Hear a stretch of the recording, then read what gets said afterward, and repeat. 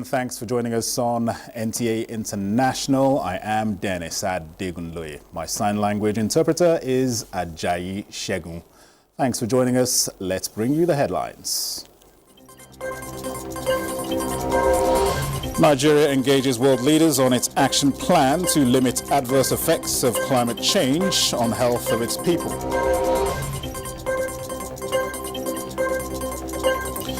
U.S. court convicts Donald Trump on 34 counts, defers sentencing to July 2nd.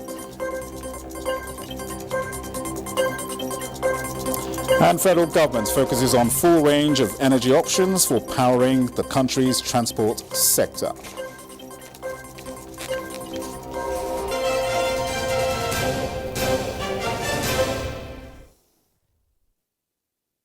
All right, let's begin with health-related matters. Nigeria is engaging leaders around the world on how its action plans are helping to limit the adverse effects of climate change on the health of its people. Minister of State for Environment, Isiaq Salako, at a regional roundtable meeting on the margins of the 77th World Health Assembly in Geneva, Switzerland, recommended mobilization of domestic funding as an important strategy that can address the resurgence of malaria. Charles Alpha reports. Nigeria, like many countries in Africa, the minister said is experiencing the adverse impacts of climate change on health disproportionately, with communities witnessing resurgence of malaria, straining health systems, jeopardizing progress towards malaria eradication. However, in response to the malaria situation, the Nigerian National Malaria Elimination Program, he said, initiated the high burden to high impact approach with technical support from the WHO and other partners to address the malaria situation in Nigeria. And the current 2021-2025 National Malaria Strategic Plan is based on the vision of achieving a malaria-free Nigeria, 10% parasite prevalence and mortality attributable to malaria to less than 50 deaths per 1,000 by 2025. Nigeria has about 60,000 registered environmental health officers who work at the community level, at the village level. And of course, we also know that most of the primary healthcare workers also work at this level. So taking the One Health approach to that level has also helped tremendously in driving the agenda of putting climate health in more context within the health agenda. He also highlighted how the implementation of climate policies and actions like National Clean Cook Policy, Net Zero, green transport, energy transition, and sustainable food system can play a crucial role in combating malaria and addressing climate-related health challenges. Charles Alpha, NTA News. Meanwhile, Uganda has decided to opt for the R21 malaria vaccine to immunize children. The decision follows the UN World Health Organization's recommendation for broader use of malaria vaccines to curb the spread of the disease. The country's health ministry plans to roll out the program targeting children below the age of 6 in October. Uganda had announced plans to use the RTS vaccine approved in 2021. Officials of the country's malaria control program say they are now opting for the R21 vaccine approved in 2023 because it's cheaper and more accessible. Our burden is high, our need is high, and currently we're embracing equity. We are trying to make sure that everyone that needs the vaccine gets it on time and we save their life. Malaria is a life-threatening disease spread to humans by some types of mosquitoes mostly found in tropical countries. The WHO has so far approved 2 vaccines for the prevention of the disease in children living in endemic countries like Uganda. The R21 Matrix M vaccine, developed by the University of Oxford, has shown promising results, offering a high level of efficacy against malaria. For the studies where they first piloted the vaccine, clearly they show that when you're using the vaccine, you reduce hospitalization by about 20%. And severe malaria is about 27 to 29, and mortality is about 33. According to WHO, both the RTSS and R21 vaccines are shown to be safe and effective in preventing malaria in children. However, the supply of RTSS is limited. Malaria vaccines are aimed at reducing the burden of malaria in high-risk areas, particularly in sub-Saharan Africa, where the majority of malaria cases and deaths occur in children who are the most vulnerable to the disease. Uganda has one of the world's highest number of cases of malaria, according to the latest report by WHO. Much of the population is at risk of the disease. If you look at the health center now today and you went to a health facility, 4 out of 10 of the patients at that facility, on average in Uganda, any day, 4 out of 10 are there because of a malaria visit. And in some districts it's worse. Some districts it will be 8 out of 10. If you look at the patients on the ward, 2 out of 10 are admitted for malaria. And the deaths, 1 out of 10 of the deaths is a result of malaria. About 28 African countries have applied for the R21 malaria vaccine. The first shipment of 43,000 doses has arrived in the Central African Republic. Gavi, UNICEF and WHO are supporting governments as they prepare to receive and introduce the malaria shots. Let's head to the United States now, where a court sitting in New York has found former President Donald Trump guilty on all 34 counts in a hush money trial in the build-up to the 2016 U.S. general elections. Trump availed Americans a message after the verdict was read in the courts. Kulu Mohammed tells us more. The defendant, former President Donald Trump, who stood trial on a 24-count charge over alleged money paid out to an adult movie star to have her stand down expected disclosure regarding defendant's dealings with her, was summarily found guilty on all 34 counts. The jury reached a decision in the proceedings after asking the judge handling the case to further review the testaments from 2 witnesses. We arrived at this trial and ultimately today at this verdict in the same manner as every other case that comes through the courtroom doors, by following the facts and the law and doing so without fear or favor. The real verdict is going to be November 5th by the people, and they know what happened here and everybody knows what happened here. A hush money felony in the U.S. carries a prison sentence of 4 years as punishment. Kolo Muhammad, NTA News. Well, Donald Trump says he will appeal his criminal conviction for falsifying business records, insisting he paid a legal expense and there was nothing illegal. At a news conference at the Trump Towers in New York, he started by saying, quotes, "If they can do this to me, they can do this to anyone." End of quotes. This was before going on to criticize his trial and the highly conflicted judge who presided over it. He later attacked Joe Biden, calling him the dumbest president we've ever had, labeled the gag order imposed during the hush money trial nasty, and tested its limits by taking aim at his former lawyer, Michael Cohen. In other news, South African political parties head for coalition talks on Friday as African National Congress support suffers historic plunge. Here again is Kolo Mohammed with details. Coalition talk is said to have been gone into by South Africa's political parties, and ANC is perceived to face historic shortfall, potentially ending its 30-year majority. The African National Congress, the party of the late Nelson Mandela, is likely to remain the largest political force, but has been punished by voters for years of decline, with results from 57.3% of the polling stations counted. The ANC has secured 41.9% of the votes, a significant drop from the 57.5% it achieved in the 2019 national election.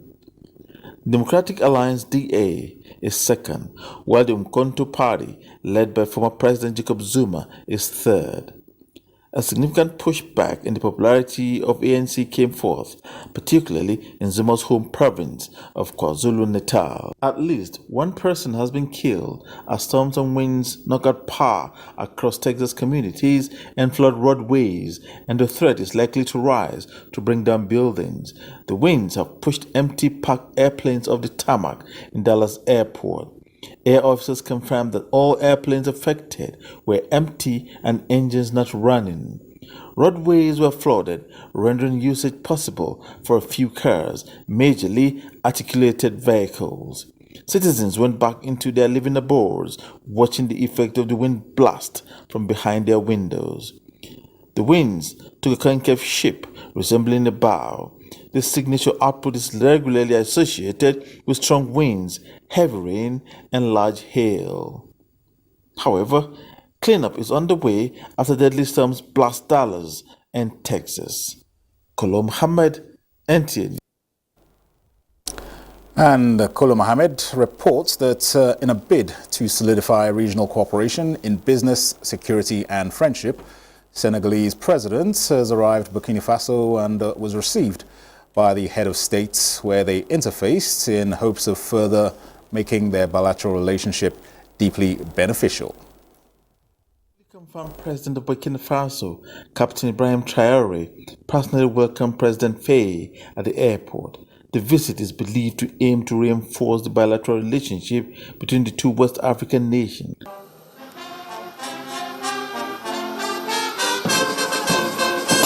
This visit, the first by President Faye to Burkina Faso since his election, underscores the importance both countries place on their long-standing relationship.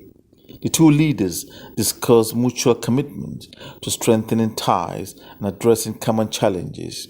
This visit not only solidifies a diplomatic relationship, but also paves the way for sustainable development and prosperity for both nations.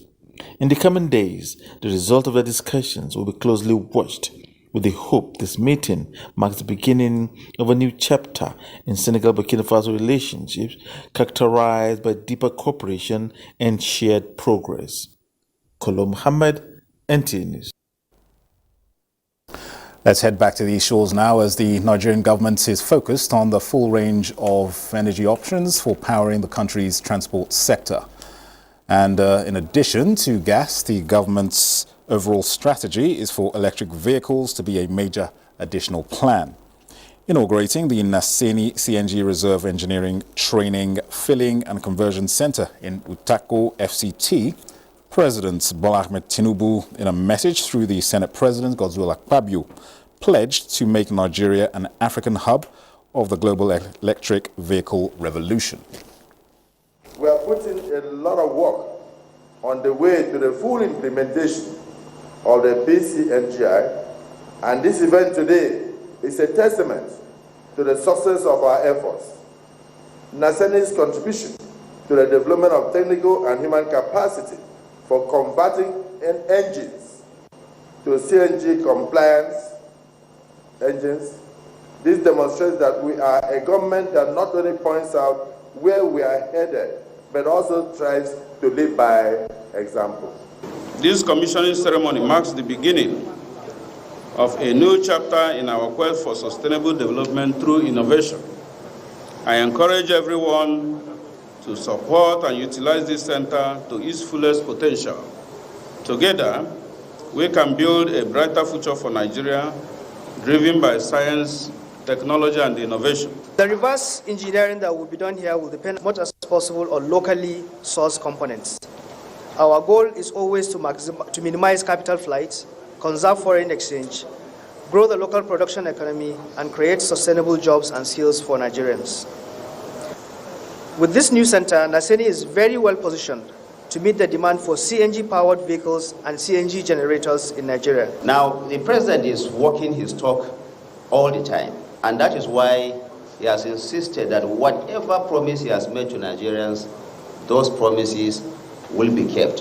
What we will tell Nigerians is that at all times, some of these measures take a little more time for fruition, for it to come to fruition. So we want to call on all Nigerians to see the example of Naseni and to also to key into the programs and policies of the federal government as it makes this giant stride to the nation's prosperity that all of us so desire.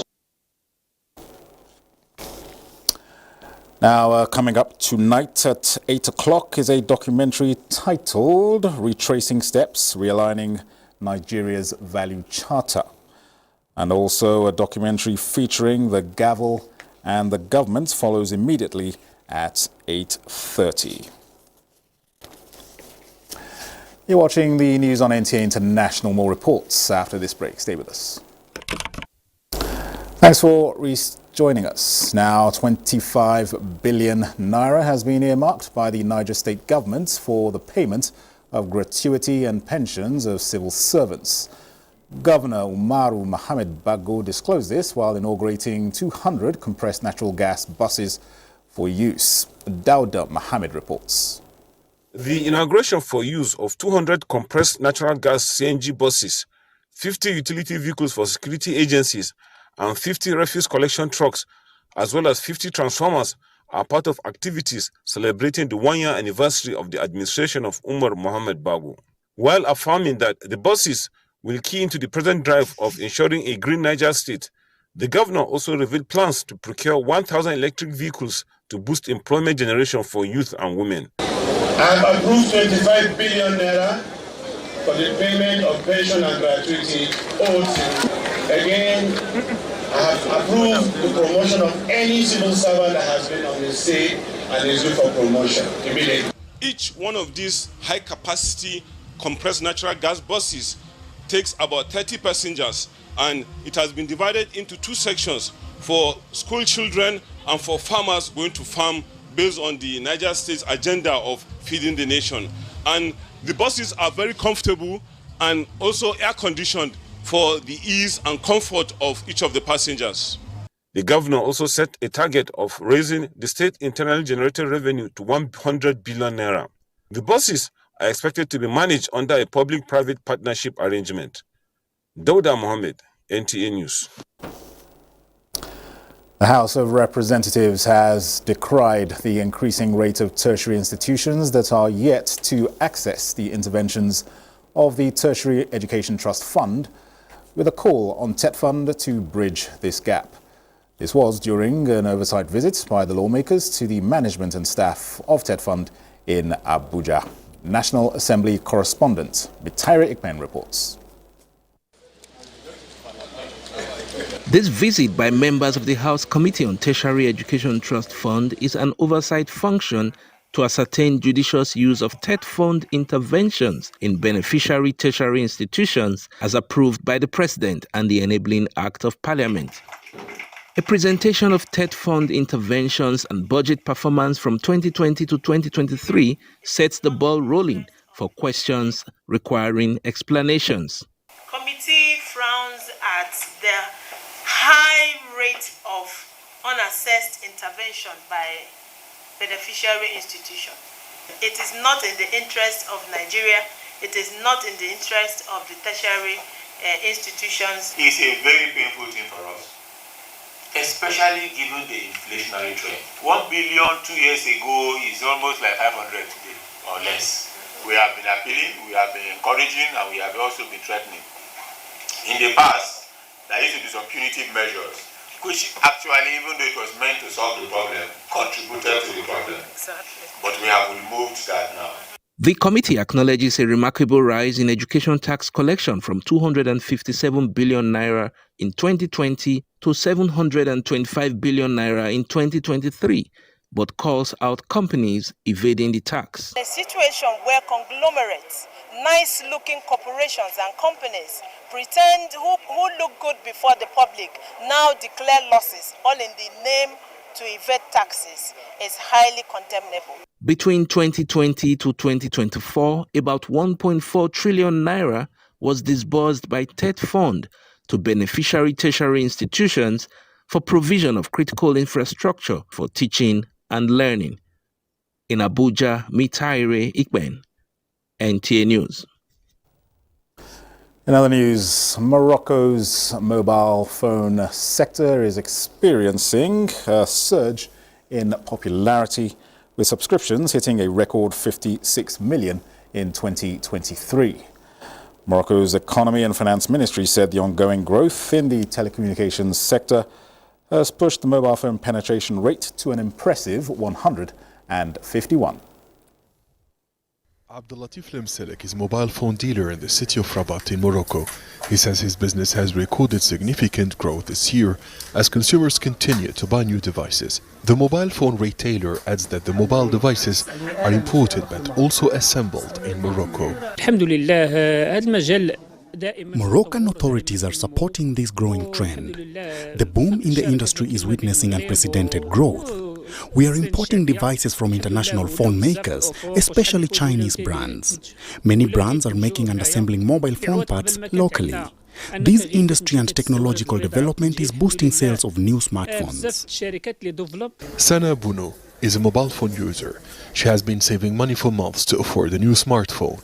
Sana says a mobile phone allows for faster and cheaper communication with relatives and friends. It also facilitates work in many sectors, including the service industry. Having a mobile phone has become a necessity in order to work from the office or remotely and to stay connected with co-workers. Smartphones are reliable and easy to carry than a computer. Mobile applications make working and connecting with relatives very easy. Economic observers explain that the affordability and reliability of Chinese brands are among the main growth drivers in the smartphone market. Many Chinese smartphone makers are transforming the industry in Morocco and globally. The growth in sales to Moroccan households and consumers will continue.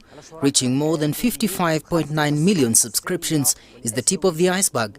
The ongoing technology transfer and partnership with global phone makers, particularly Chinese companies, also explains this boom in Morocco's mobile sector. Moroccan authorities say fixed line subscriptions also saw an increase of 8.5% by the end of 2023, while internet subscriptions rose to more than 38 million, reflecting a 7.6% rise. This translates to an internet penetration rate exceeding 100% in the North African country. More on health now, and the federal government has inaugurated a national genomic surveillance consortium, a strategy to improve preparedness and reinforce health security in Nigeria. Director General, Nigeria Center for Disease Control and Prevention, Dr. Olajide Idris, says the genomic surveillance is a One Health approach to implementing national programs on health that will prepare Nigeria for informing diagnostics, vaccine production, and biosecurity consciousness. Olusheye Adeagbo has details. Approaches to infectious diseases control are evolving, with many high-throughput sequencing and data handling technologies. The advent of COVID-19, 2019-2020 opens many countries to the role of genomic surveillance. The Nigerian Center for Disease Control and Prevention, NCDC, now champions the formation of a national genomic sequencing, setting national health security as priority. We were able to make our first sequence following the amplification of a strand of Ebola. The primers used were pan-phyllo. Your commitment to advancing our national health infrastructure through genomic science is truly commendable.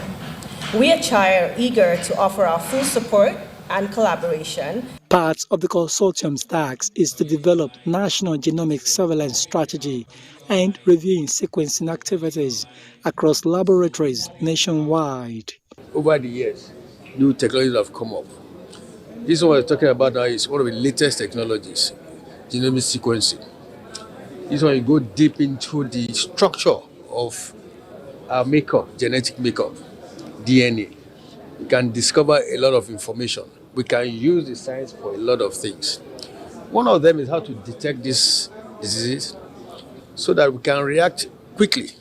While Nigeria keeps experiencing the reoccurrence of infectious diseases such as Lassa fever, monkeypox, and others, these players in national response to infectious disease control and prevention believe the country will be better strengthened and improving the nation's pandemic preparedness. In Abuja, Olusheye Adiagbo, NTA News. The Ministry of Communications, Innovation and Digital Economy is to provide free training for 10,000 civil servants in the first phase of its responsible data management training. Chimdima Ndubisi reports that the Minister, Dr. Bosun Tijani, at the third edition of Devs in Government Summit, says the training will groom data collators and controllers on the art of data privacy and protection as they get familiar with the tenets of the Nigerian Data Protection Act of 2023. We live at a time now where digital technology means that we're constantly collecting data and information on people. And if we're careless with the data that we collect, we're going to put our people at risk. So the essence is that when we train them, when they know what you're training them on, they'll be a lot more effective in implementing the laws that we're setting for them. After the comprehensive training, MDAs will be monitored for data privacy and protection compliance, and sanctions will be enforced on defaulters. Up next is Saturday's weather prospects.